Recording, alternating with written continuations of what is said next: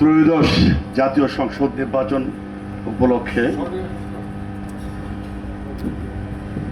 ত্রিশালে আজকের এই অনুষ্ঠানের মত বিনিময় সভায় সম্মানিত সভাপতি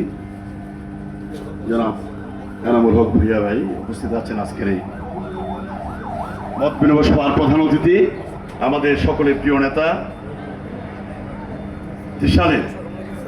উপজেলা ধানের শীষের নমিনি জনাব ডাক্তার মাহবুবুর রহমান লিটন ভাই প্রধান বক্তা হিসেবে উপস্থিত আছেন, যার নেতৃত্বে জেল জুলুম আন্দোলন লড়াই সংগ্রামকে করে দীর্ঘ 17টি বছর আন্দোলন করেছেন, জেল করেছেন, জেল খেটেছেন, জুলুম অত্যাচার নির্যাতন হয়েছেন সেই এবং তার এই আন্দোলনের কারণে যিনি তাকে পুরস্কৃত করেছেন, যুবদলের সভাপতি থেকে ময়মনসিংহ দক্ষিণ জেলা বিএনপির সদস্য সচিব করেছেন আমাদের জনাব তারেক রহমান,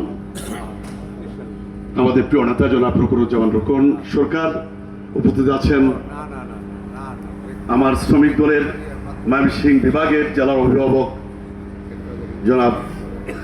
সভাপতি জনাব আবু সাইদ ভাই সহ আপনাদের সন্তান আরেকজন জেলা বিএনপি যুগ্ম আহ্বায়ক খসরু ভাই এবং জেলা বিএনপির বিভিন্ন অঙ্গ সংগঠন সভায় সম্মানিত নেতৃবৃন্দ, ত্রিশাল উপজেলা এবং পৌর বিএনপির বিভিন্ন পর্যায়ে সম্মানিত নেতৃবৃন্দ এবং ত্রিশাল উপজেলার পৌর অঙ্গ ও সহযোগী সংগঠনের সম্মানিত নেতৃবৃন্দ, প্রথমে আপনাদেরকে আজকের এই মত বিনিময় সভার জন্য শুভেচ্ছা জানাচ্ছি, সাথে সাথে কৃতজ্ঞতা এবং অভিনন্দন জানাচ্ছি, শুভেচ্ছা জানাচ্ছি আমাদের আজকের যেই অনুষ্ঠানটা যারা আমাদের জেলা বিএনপির আলহাজ জাকির হোসেন বাবলু এবং রুকুনুজ্জামান রুকন সরকার সাহেব যে উদ্যোগ নিয়েছেন যে এই 6টি দক্ষিণ জেলার বিএনপি যে প্রার্থী হয়েছেন তাদেরকে নিজেদের মধ্যে কোনো ভুল বোঝাবুঝি দলীয় কুন্দল এই সমস্ত নিরসন করে আমরা একটা ঐক্যবদ্ধ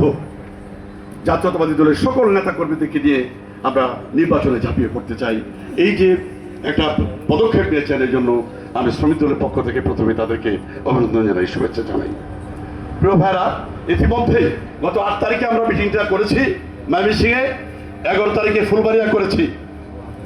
12 তারিখে ভালুকায় মত বিনিময় সভা করেছি, আজকে 14 তারিখ ত্রিশাল উপজেলা আমরা মত বিনিময় সভা করছি। এখানে রাজনৈতিক